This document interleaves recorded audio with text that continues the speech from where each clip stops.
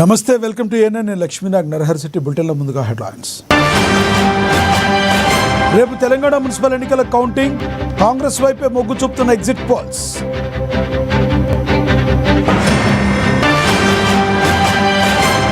శాసనమండలిలో YCP versus Nara Lokesh భూ కేటాయింపులపై వాడివేడి చర్చ.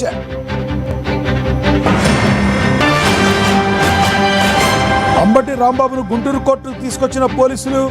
బస్సులో నుంచి తగ్గేదే లేదంటూ సైగ చేసిన అంబటి. కొనసాగుతున్న భారత్ బంద్. కేంద్ర ప్రభుత్వ విధానాలకు వ్యతిరేకంగా నిరసన కార్యక్రమాలు.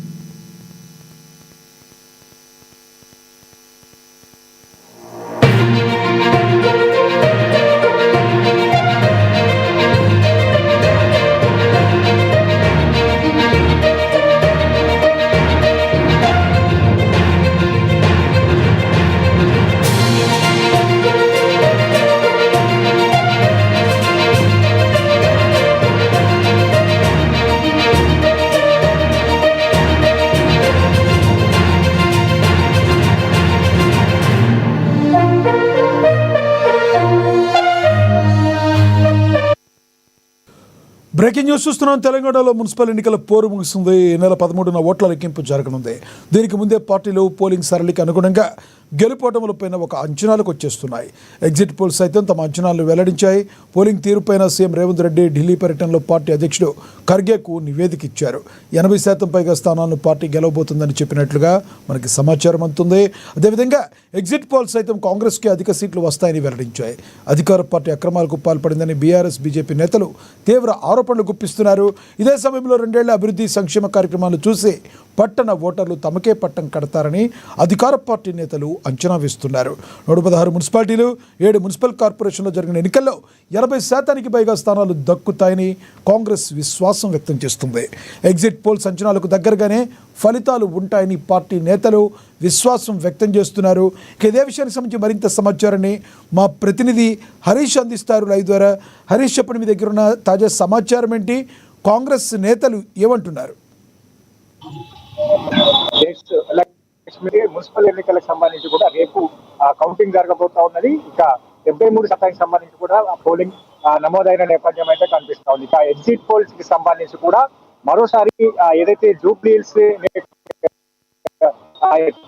విషయాన్ని కాంగ్రెస్ పార్టీకి ఇచ్చి అప్పుడు ఎగ్జిట్ అదే అనిపిస్తా ఉంది. ఇక మొత్తంగా 85 స్థానాలకు సంబంధించి కూడా కాంగ్రెస్ పార్టీ గెలవబోతున్నట్టుగా కూడా మెజార్టీ ఎగ్జిట్ పోల్స్ సంబంధించి కూడా నిన్న స్పష్టం చేసిన నేపథ్యం అయితే మొత్తంగా 116 మున్సిపాలిటీలకు సంబంధించి 7 కార్పొరేషన్ సంబంధించిన ఎన్నికలు జరిగాయి.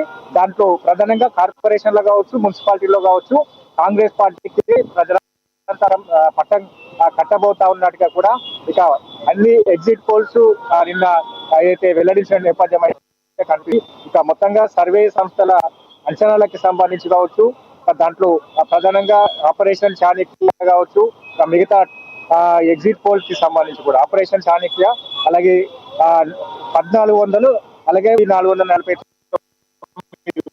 సంబంధించి 45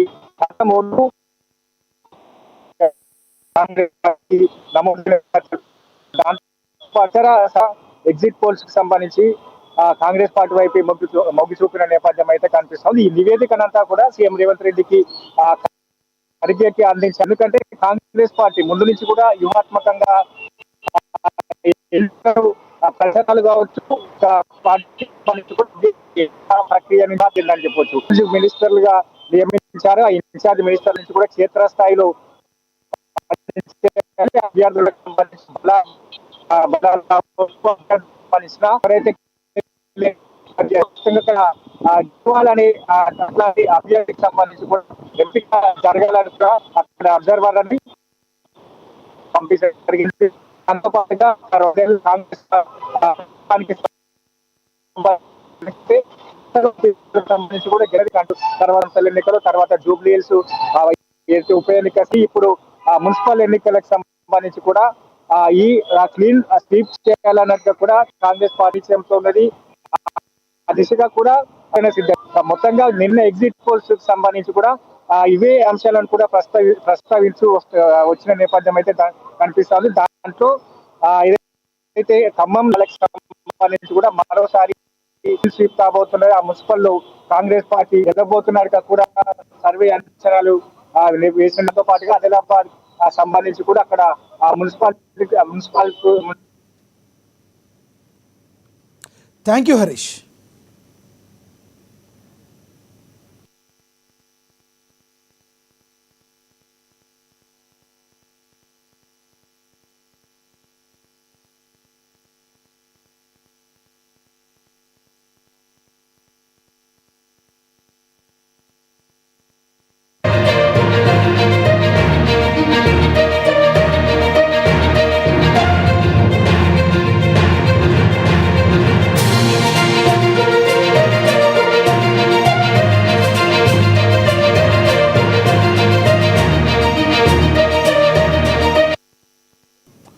బ్రేకింగ్ న్యూస్ చూస్తున్నాం. ఆంధ్రప్రదేశ్ శాసనమండలిలో వైసీపీ నారా లోకేష్ మధ్య మాటల యుద్ధం నడుస్తుంది.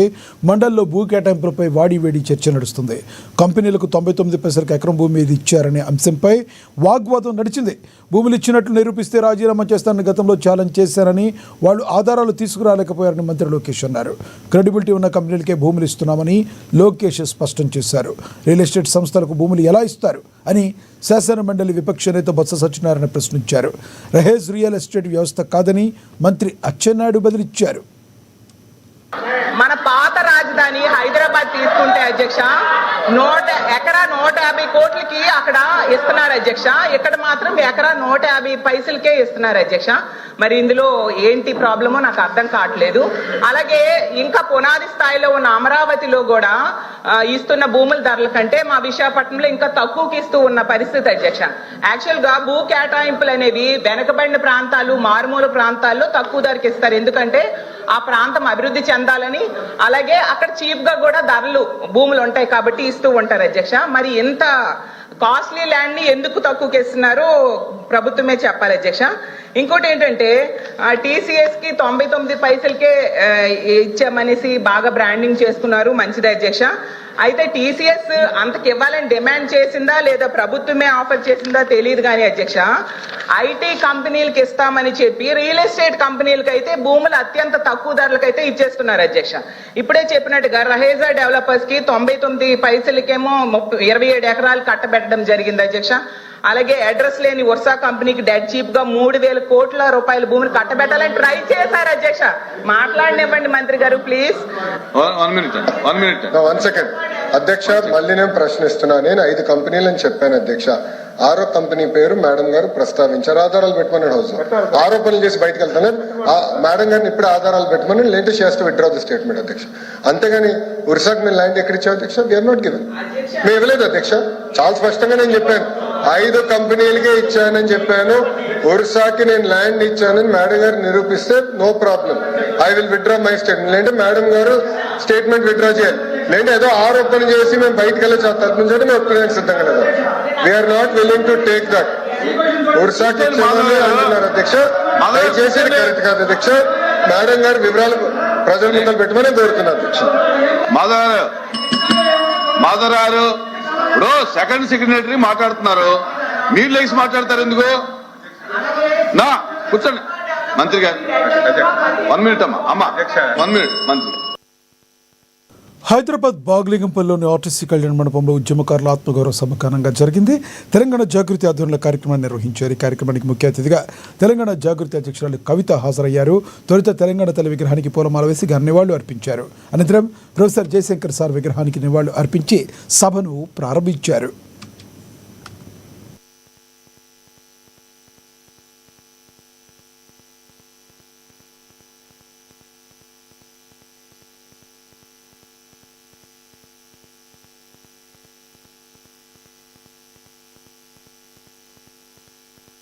కేంద్ర ప్రభుత్వ ప్రజా వ్యతిరేక విధానాలను నిరసిస్తూ దేశవ్యాప్త సార్వత్రిక సమ్మెలో భాగంగా ఎన్టీఆర్ జిల్లా జగ్గయ్యపేటలో కార్మిక సంఘాలు గర్జించాయి. ఏఐటీసీ సిఐటియు ఆధ్వర్యంలో ఎన్టీఆర్ సర్కిల్ నుంచి తహసీల్దార్ కార్యాలయం వరకు భారీ నిరసన ర్యాలీ చేపట్టారు. మోడీ ప్రభుత్వం అవలంబిస్తున్న కార్మిక వ్యతిరేక విధానాలను ప్రతిఘటించాల్సిన అవసరం ఉందని కార్మిక నేతలు నంబూరి చరపతిరావు, కమల అన్నారు. పునరుద్ధరించాలని కార్మికులకు నష్టదాయకమైన ఈ సందర్భంగా కేంద్రంలో ఉన్నటువంటి నరేంద్ర మోడీ ప్రభుత్వానికి మేము ఒకటే చెప్పదలుచుకున్నాం. కార్మికులు ఎవరైతే పోరాడి ఉరికంబాలకు ఎక్కి ప్రాణత్యాగం చేసి 29 చట్టాలను సాధించుకున్నారో ఆ చట్టాలని చుట్టి కార్పొరేట్ వాళ్ళకి లాభం చేకూర్చుకునేలాగా, చెమట చిందేటువంటి కార్మికులకు నష్టం చేకూర్చుకునేలాగా 4 లేబర్ కోడ్లను తీసుకురావడం దుర్మార్గం.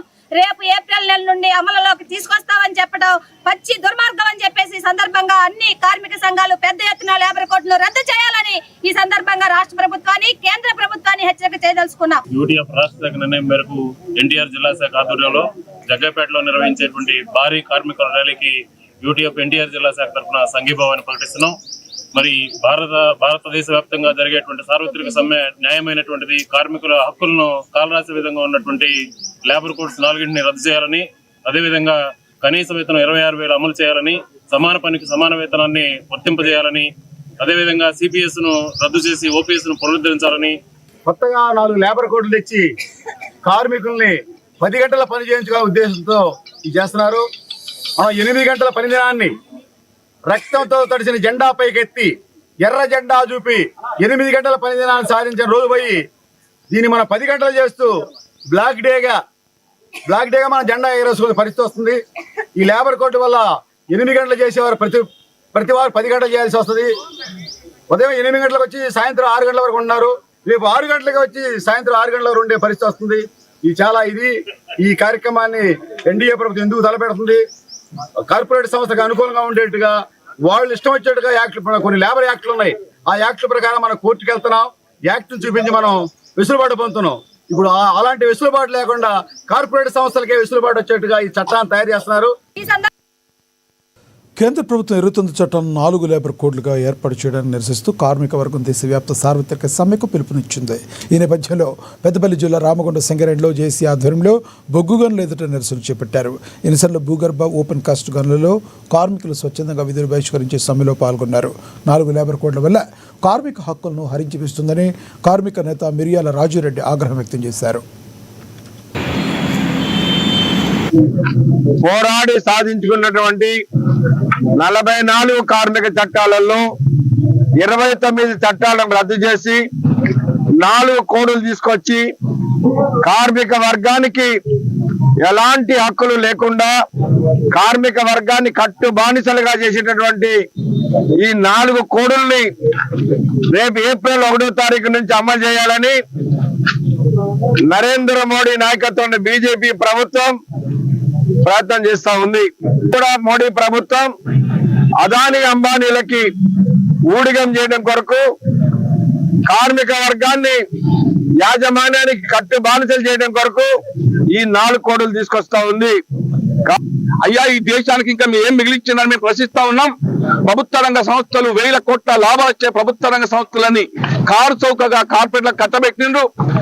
అందులో పనిచేస్తున్న కార్మికుల హక్కులు ఎట్లా తీయాలని ఇవాళ పారిశ్రామికవేత్తకు అనుకూలంగా చట్టాలని మార్చి కార్మికుల్ని, కార్మిక సంఘాలని నిర్వీర్యం చేసి ఇక మొత్తం టోటల్ గా కారు చౌకగా ప్రభుత్వ రంగ సంస్థలు నిర్వీర్యం చేస్తా ఉన్నారు. ఎక్కడ మిలిచిండ్రు? రైల్వే మిలిచిండ్రా, ఎయిర్పోర్ట్ మిలిచిండ్రా, స్టీల్ మిలిచిండ్రా, బిఎస్ఎన్ఎల్ మిలిచిండ్రా, ఆఖరికి వస్తే 1000 కోట్ల లాభాలు వచ్చే జీత భత్యాలు అయితే మన సేఫ్టీకి సంబంధించినటువంటివి అయితే 29 చట్టాలను 4 కోడ్ల తీసుకురావడం అనేటువంటిది చాలా బాధాకరమైనటువంటి విషయం. విషయం. దానివల్ల యూనియన్లు కానీ కార్మిక వర్గానికి అయితే ఏంది బార్గెనింగ్ చేయడానికి కానీ మన వేజ్ రివిజన్ చేసుకోవడానికి కానీ ఇలాంటి అనేటి సమస్యలు వస్తున్నాయి. దీనికి తోడుగా ఈరోజు సింగరేణి కి సంబంధించినటువంటి ఇష్యూ చూసినట్లయితే మనకు మైన్స్ అనేది అలొకేషన్ లేకపోవడం వలన ఈ రోజు MMDR యాక్ట్ వలన యాక్షన్ లోనే పాల్గొనాలనేటువంటి దాంట్లో ఏపీ మున్సిపల్ వర్కర్స్ యూనియన్ పిలుపు మేరకు బాపట్ల జిల్లా చీరాల్లో మున్సిపల్ కార్మికులు ఆందోళన చేపట్టారు. తమ సమస్యలను పరిష్కరించాలని డిమాండ్ చేస్తూ పట్టణంలోని ప్రధాన వీధుల్లో ర్యాలీ చేపట్టారు. ఈ ఆందోళనకు ఏఐటీసీ మద్దతు ప్రకటించింది. పెండింగ్ వేతనాలు, కాంట్రాక్ట్ కార్మికులకు ఉద్యోగ భద్రత, ఈఎస్ఐ, PF సౌకర్యాలు కల్పించాలని కార్మిక సంఘాలు నాయకులు కోరారు.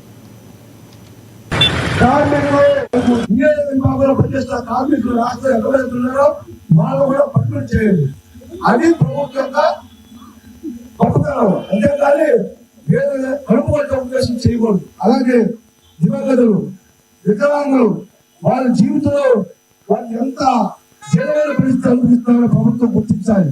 వాళ్ళకంటే ప్రభుత్వం ఏఐటీసీ తరఫున ఉద్యోగం పిలిపిస్తాం. వాళ్ళకి ప్రభుత్వం రాష్ట్రంలో ఎంతమంది ఉన్నారో వాళ్ళకి పర్మిట్ ఉద్యోగాలు ఇచ్చి వాళ్ళ ఒకరి మీద ఆధారపడకుండా వాళ్ళ జీవితాలకు ఎదుగు నింపాలని మేము డిమాండ్ చేస్తాం. రాష్ట్ర వ్యాప్తంగా AITC AP municipal workers union ఇవాళ అన్ని జిల్లాల్లో ఆంధ్రప్రదేశ్ లో నైవేద్యంలోకి వచ్చి ఆందోళన కార్యక్రమంలో పాల్గొంటున్నాయి. ఎందుకంటే కార్మికులకి అన్యాయం జరగబోతుంది కాబట్టి రాబోయే రోజుల్లో ఏదైనా సరే ఉద్యమాలు ముందు. కృష్ణా జిల్లా గుడివాడలో వామపక్ష పార్టీల ఆధ్వర్యంలో కార్మిక సంఘాలు భారీ ర్యాలీ చేపట్టాయి. కార్మిక, కర్షక, శ్రామిక, రైతుల కష్టాలను తీర్చాలంటూ దేశవ్యాప్తంగా జరుగుతున్న నిరసన కార్యక్రమాల్లో భాగంగా ఈ ర్యాలీ చేశారు. ఈ ర్యాలీ కొత్త మున్సిపల్ కార్యాలయం నుండి ఏలూరు రోడ్డు మీదుగా ఆర్డీఓ కార్యాలయం వరకు కొనసాగింది. కేంద్ర ప్రభుత్వం ప్రవేశపెట్టిన 4 లేబర్ కోడ్లను వెనక్కి తీసుకునే వరకు పోరాటం చేయాలని సిపిఐ పార్టీ డివిజన్ కార్యదర్శి ఆర్సీపీ రెడ్డి పిలుపునిచ్చారు. కేంద్ర ప్రభుత్వం ప్రవేశపెట్టిన 4 లేబర్ కోడ్లను రద్దు చేయాలని ఏఐటీసీ జిల్లా working president Chintaluri Satyanarayana demand చేశారు. గుర్తించాలి స్కీమ్ వర్కర్లు ప్రభుత్వ ఉద్యోగులుగా, గుర్తించాలి స్కీమ్ వర్కర్లు ప్రభుత్వ ఉద్యోగులుగా. దేశవ్యాప్త సమ్మెకి అందరూ కూడా పాల్గొని జయప్రదం చేయవలసిన ముందుగా కోరుకుంటున్నాం. తర్వాత ఏంటంటే 4 లేబర్ కోడ్లను రద్దు చేయలేని ఒకటే. తర్వాత ఏంటంటే మినిమం యూనియన్ ఉండాలంటే 100 మంది మెంబర్స్ ఉండేవారు. దాన్ని 300 పెంచారు సెంట్రల్ గవర్నమెంట్. దాన్ని వ్యతిరేకిస్తూ దాన్ని తగ్గించాలని కోడ్ 4. అలాగే మినిమం జీతం కార్మికులందరూ కూడా 26,000 జీతం ఇవ్వాలని కూడా ఒక డిమాండ్ చేస్తున్నాము.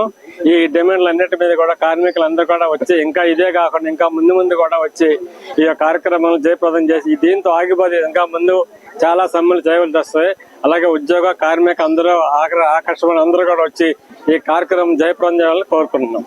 ధరలు విపరీతంగా పెరిగిపోయిన సామాన్య మధ్యతరగతి వర్గాలు ఇబ్బందులు పడుతున్నా ఈ దేశంలో సంపదని శతకోటీశ్వర్లకి, ఆదానికి, అమ్మానికి దోషిపెడతా ఉన్నారు. కాబట్టి ఈ రోజు సంపద సృష్టించబడితే ఆ సంపదను వాళ్ళకి దోషిపెడుతున్నాడు. రెండో పక్కన నరేంద్ర మోడీ గారు చెప్పేది ఏంటంటే సంపదకి సృష్టి ఎవరు అని ఎవరిని అడిగినా, చిన్నపిల్లల్ని అడిగినా చెబుతారు. సంపద సృష్టించబడాలంటే కార్మికుడు పనిచేయాలి. కానీ కార్మికుడు పని వల్ల కాదు సంపద వచ్చేది ఈ కార్పొరేట్ శక్తుల వల్ల వస్తుందని ఆయన పదే చెబుతున్నాడు. మొన్న మన ప్రధాన న్యాయమూర్తి, సుప్రీంకోర్టు ప్రధాన న్యాయమూర్తి కూడా పారిశ్రామిక అభివృద్ధికి కార్మిక సంఘాలు ఆటంకం అని ఆయన ప్రకటించాడు. ఎంత దుర్మార్గం అంటే ఈ రోజు కార్మికులు పనిచేయిందే ఈ దేశంలో సంపద రాదు. అలాంటి సంపద సృష్టించే కార్మికుల మీద ఇలాంటి అబండాలు వేయటం సరైంది కాదు. కాబట్టి కార్మిక వర్గం చైతన్యంతో రాబోయే రోజుల్లో ఈ చట్టాలను ఎలకొట్టడానికి ఒక ప్రజా ఉద్యమాలు నిర్వహిస్తుందని సందర్భంగా తెలియజేస్తూ, గత కొన్ని సంవత్సరాలుగా పనిచేస్తూ మాకు గవర్నమెంట్ కొంచెం వేతనం అనేది ఇస్తుంది. అలాగే మాకు మహిళా ఆకాశం అని చెప్పేసి మాకు ఒక యాప్ని మాకు ఇచ్చారు. ఎస్హెచ్జిల్ని మోటివేట్ చేసి వాళ్ళే ఆన్లైన్ చేయమని. ఆ యాప్ చేస్తే కనుక మీకు 8,000 కంపల్సరీగా ఇస్తామమ్మా అని చెప్పేసి ఎస్హెచ్జిల్కి చెప్పడం జరిగింది. అయినా సరే మేము పక్కాగా నెలంతా మేము ఆన్లైన్ చేసినా సరే మాకు శాలరీస్ అయితే 8,000 అయితే పడతలేదండి. 6,000, 5,000, 3,000 పడిన వాళ్ళ ఆర్పీలు కూడా ఉన్నాము. అలాగే మా మీద ఎక్కువ యాప్లన్నీ మాకే ఇచ్చేసి ఆన్లైన్ చేయండి అని చెప్పేసి మాకు ఒక ట్యాబ్ ఒకటి ఇచ్చారు. ఆ ట్యాబ్కి నెట్ బ్యాలెన్స్ కూడా మేమే వేసుకోవడం జరుగుతుంది. మేము కనీసం నెలకు వచ్చేసరికి 300 రూపాయలు నెట్ వాడుతున్నాము. మా ట్రావెలింగ్ ఛార్జెస్ కూడా మా ఇండివిజువల్గా వేసుకున్నాము. 3-4 నెలలకు ఒకసారి మాకు శాలరీస్ వేస్తున్నారు. దయచేసి మా ఇందు దయించి మేము చిన్న కుటుంబాల మీద ఆధారపడి జీవనాధారం సాగిస్తున్నాము. మా అందు దయించి గవర్నమెంట్ మాకు వేతనం పెంచాలి, అలాగే మమ్మల్ని కూడా రెగ్యులర్ చేయాలని కోరుకుంటున్నాము. జీతాలు కూడా ప్రతి నెల వేసేటట్లుగా చూడమని మా సిఐటి. యాదాద్రి భువనగిరి జిల్లా ఆలేరులో రైతులు ధర్నా నిర్వహించారు. రైతుకు యూరియా కావాలంటే ఆన్లైన్లో బుక్ చేసుకోవడాన్ని నిరసిస్తూ ప్రాథమిక వ్యవసాయ సహకార సంఘం ముందు రైతులు నిరసన ప్రదర్శించారు. చదువు రాని మొబైల్ ఫోన్ లేని రైతులు ఆన్లైన్ బుకింగ్ ఎలా చేస్తారని వారు ప్రశ్నించారు. ఆన్లైన్ బుకింగ్ వెంటనే రద్దు చేసి పాత పద్ధతిని కొనసాగించాలని రైతులు డిమాండ్ చేస్తున్నారు. తన పొలాలకు యూరియా కావాలంటే ఇవాళ పోను యాప్ ద్వారా ఆన్లైన్ ద్వారా ఈ సిస్టాన్ని ప్రభుత్వం తీసుకురావడం జరిగింది. మేము అడుగుతా ఉన్నాం, అయ్యా ఇవాళ ఈ రైతులకు సంబంధించిన ఆన్లైన్ సిస్టాన్ని ఇవాళ సంబంధించిన విషయాన్ని ఇవాళ ఈ తీసుకురావడం వల్ల రైతులు అనేక ఇబ్బందులు పడుతున్న పరిస్థితి ఏర్పడతా ఉంది. ఇవాళ మీరు వెనుకటి నుంచి ఈ రోజు వరకు ఎట్లా ఇచ్చారో, ఏ విధంగా ఇచ్చారో అదే పద్ధతిలో పాత పద్ధతిలో కొనసాగించాలని ఈ సందర్భంగా మేము గుర్తు చేస్తా ఉన్నాం. రైతులు చాలా మంది చదువుకోని వాళ్ళు ఉంటారు, పెద్ద పనులు వాళ్ళు లేని వాళ్ళు ఉంటారు. ఇవాళ చిన్న పనులు ఉండే పరిస్థితులు ఉంటాయి. ఇవాళ ఈ ఫోన్లలో మెసేజ్ వస్తుంది, మీరు చూసుకోండి రాండి అంటే ఇవాళ చదువు రాని వాళ్ళకి ఏం ఇబ్బంది అవుతుంది? ఎందుకు మీరు ఈ రైతులతో చెలగాట మారుతా ఉన్నారు? ఎందుకు ఈ రైతులతో ఇబ్బంది పెడతా ఉన్నారు అనే విధానం.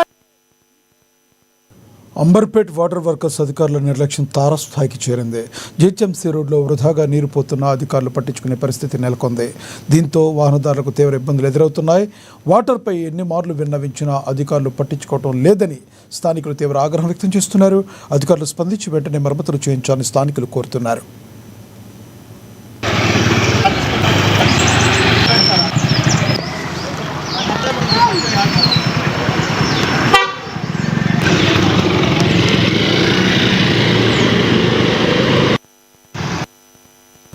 కృష్ణా జిల్లా శ్రీకాకుళంలోని శ్రీకాకుళేశ్వర స్వామివారి దేవస్థానంలో శ్రీకృష్ణదేవరాయ ఉత్సవాలు 2 రోజుల పాటు ఘనంగా జరిగాయి.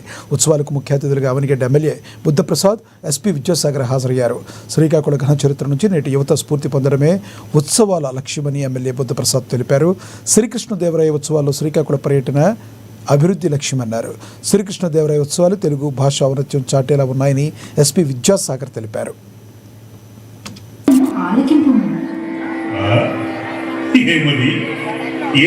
ప్రాచీన పుణ్యక్షేత్రాలు ఉన్నాయి, వృధా చేయకుండా మన కార్యక్రమం చేయాలని. ప్రాచీన పుణ్యక్షేత్రాలు ఉన్నాయి, వృధా చేయకుండా మన కార్యక్రమం చేయాలని.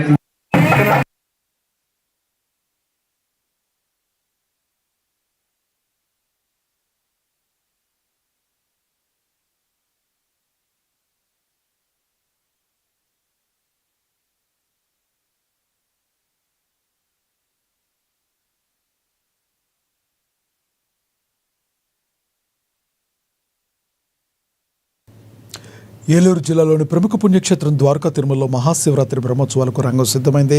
క్షేత్రపాలకుడు శ్రీ బ్రహ్మరాంబ మల్లేశ్వర స్వామి ఆలయంలో ఈ నెల 12వ తేదీ నుంచి ఉత్సవాలను వైభవంగా నిర్వహించేందుకు అధికారులు అన్ని ఏర్పాట్లు పూర్తి చేశారు. బ్రహ్మోత్సవాల నేపథ్యంలో ఆలయ పరిసరాలను విద్యుత్ దీపాలతో సర్వాంగ సుందరంగా అలంకరించారు. 13న ధ్వజారోహణం, 15న లింగోద్భవాభిషేకం, స్వామివారి కళ్యాణం వంటి ప్రధాన ఘట్టాలు జరగనున్నాయి. భక్తులు భారీగా తరలివచ్చి స్వామివారి కృపకు పాత్రలు కావాలని ఆలయ అధికారులు కోరుతున్నారు.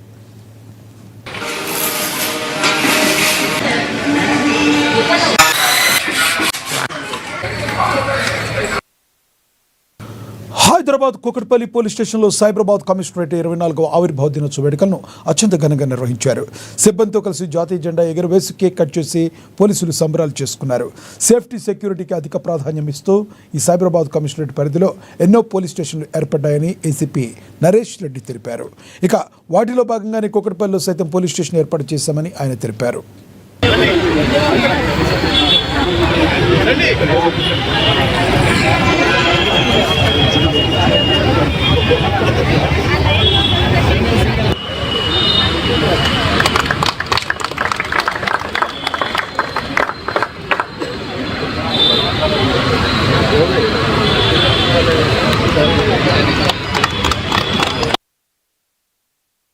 మార్కాపురం మానవతా స్వచ్ఛంద సేవా సంస్థ మరోసారి తన ఉదారతను చాటుకుంది.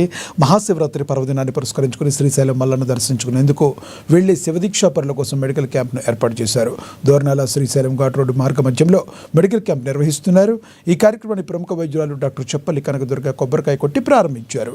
కాలినడకన వెళ్లే భక్తులు ఈ సేవను సద్వినియోగం చేసుకోవాలని డాక్టర్ కనకదుర్గ కోరారు. ఓం నమ శివాయ, శ్రీ మాత్రే నమః. మన శివరాత్రి సందర్భంగా ఎంతోమంది భక్తులు కాలినడకన ఎంతో ప్రయాసంతో కూడి మన శివయ్యని మల్లను దర్శించుకోవడానికి శ్రీశైలం వస్తుంటారు.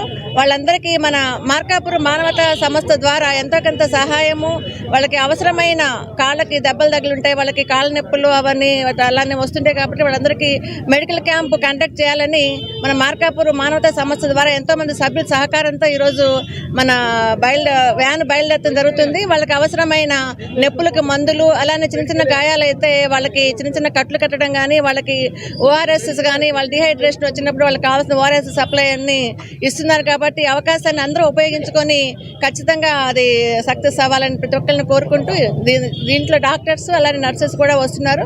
ఈ అవకాశాన్ని అందరూ ఉపయోగించుకొని చక్కగా లబ్ధి పొందాలని గుర్తు చేస్తూ జై మానవ. మంత్రి నారా లోకేష్ నిర్ణయంపై విద్యార్థి లోకం హర్షం వ్యక్తం చేస్తుంది. గత వైసీపీ ప్రభుత్వ హయాంలో పెండింగ్లో ఉన్న 1200 కోట్ల రూపాయల ఫీజు రీయింబర్స్మెంట్ బకాయిలను కూటమి ప్రభుత్వం విడుదల చేయడంతో బాపట్ల జిల్లా చీరాల్లో విద్యార్థులు భారీ కృతజ్ఞతా ర్యాలీ చేపట్టారు. ప్లకార్డులు పట్టుకుని పట్టణ పురవీధుల్లో ర్యాలీలు నిర్వహించారు. విద్యార్థులు థ్యాంక్ యూ లోకేష్ అంటూ నినాదాలతో హోరెత్తించారు. ఈ సందర్భంగా మంత్రి నారా లోకేష్ చిత్రపటానికి విద్యార్థి సంఘ నాయకులు, కూటమి నేతలు పాలాభిషేకం చేశారు. కూటమి ప్రభుత్వం అధికారంలోకి వచ్చిన వెంటనే బకాయిలు విడుదల చేసి విద్యార్థులకు భరోసా ఇచ్చిందని టీడీపీ యువనేత గౌరీ అమర్నాథ్ కొనియాడారు.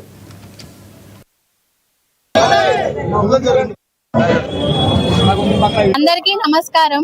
నా పేరు తులసి తన్మయి. నేను ఇంకోల్ నుంచి వస్తున్నాను. నేను చీరాల ఇంజనీరింగ్ కాలేజ్లో చదువుతున్నాను. ప్రస్తుతం బీటెక్ చేస్తున్నాను, సెకండ్ ఇయర్. మాకు ఇది వరకు ఫ్రీ రీఇంబర్స్మెంట్ అనేది రాలేదు. ఫీజు గురించి ఇది వరకు చాలా ఇబ్బంది పడ్డాం. నేనే కాకుండా నా ఫ్రెండ్స్ కూడా చాలా మంది ఇబ్బంది పడ్డారు. పేదవాళ్ళు అందరూ హై క్లాస్ వాళ్ళు ఉంటారు కదా, సో పేదవాళ్ళు చాలా ఇబ్బంది పడ్డారు. కానీ లొకేషన్ వచ్చిన తర్వాత ఈ ఫీజు రీయింబర్స్మెంట్ అనేది కరెక్ట్ గా టైం కి పడుతుంది. ఆ పడిన వెంటనే మేము వెళ్ళి కాలేజ్ లో కట్టుకుంటూ మా రెగ్యులర్ స్టడీస్ మేము కంటిన్యూ చేస్తున్నాము. కాబట్టి థ్యాంక్ యూ లోకేష్ అన్న. చీరాల నియోజకవర్గంలో అదేవిధంగా బాపట్లో ఉన్నటువంటి విద్యార్థులందరూ కూడా ఈరోజు చీరాల రావటం జరిగింది. ఎందుకంటే వాళ్ళందరూ కూడా చాలా సంతోషంగా ఉన్నారు. ఆ సంతోషాన్ని ఈరోజు ప్రజల మధ్యలో పంచుకోవడానికి లొకేషన్కి పాలాభిషేకం చేయడం జరిగింది. మరీ ముఖ్యంగా బడుగు బలహీన వర్గాలు ఎవరైతే ఫీ రీయింబర్స్మెంట్ కోసం డిపెండ్ అయినటువంటి పిల్లలు ఎవరైతే ఉన్నారో వాళ్ళందరికీ ఈరోజు రాష్ట్ర ప్రభుత్వం 1200 కోట్ల రూపాయలు డబ్బులు వేయడం జరిగింది. పిల్లలు కూడా ఎంతో ఆనందంగా ఉన్నారు. మా లోకేష్ అన్న మాకు డబ్బులు వేశారు, ఈ రోజు మేము గర్వంగా మా కాలేజీలోకి వెళ్ళి మేము చదువుకుంటాము, మేము చదువుకొని మంచి ఉద్యోగాలు కూడా మా లోకేష్ అన్న మాకు ఇప్పిస్తాడన్న ధైర్యంతో ఈ రోజు రాష్ట్రంలో ఉన్నటువంటి ప్రజలందరూ కూడా ఎదురు చూస్తున్నారు. ఖచ్చితంగా లోకేష్ అన్న నాయకత్వంలో ఈ రోజు మేమందరం పనిచేయడం మేము చాలా సంతోషంగా ఫీల్ అవుతున్నాము. ఎందుకంటే ఎక్కడైతే బడుగు బలహీన వర్గాలకి న్యాయం జరుగుతుందో ఆ న్యాయం ఏంటన్నది ఈ రోజు చీరాల నడిబొడ్డులో ఈ రోజు పిల్లల్లో ఆనందం చూస్తుంటే ఖచ్చితంగా మా అందరికీ కలుగుతుంది. కాబట్టి అందరి ముందర ఇంకొకసారి థ్యాంక్ యూ లోకేష్ అన్న అని చెప్పి గర్వంగా మేము చెప్పుకుంటున్నాం. కాబట్టి ఈ అవకాశం ఇచ్చిన మీ అందరికీ కూడా, పాత్రికేయ మిత్రులందరూ కూడా. We built an update. Stay tuned.